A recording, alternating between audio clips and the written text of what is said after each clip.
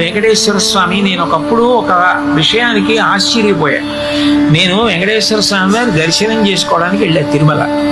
దర్శనం చేసుకుని బయటకు వస్తున్నాను.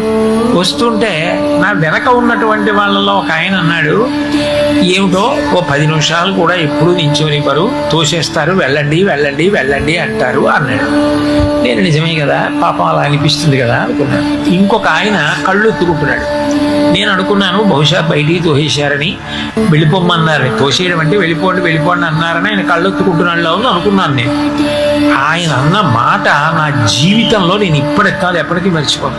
ఆయన అన్నాడు, ఎప్పటి నుంచి నించున్నాడు, కింద నించుంటే నాలాంటి వాళ్ళు కనపడరని ఆ పద్మపీఠం మీద కాలు కదపకుండా అలాగే నించున్నాడు కదా, నించుని కాళ్ళు నొప్పెట్టవా స్వామి, ఒక్క 10 నిమిషాలు నీ కాళ్ళు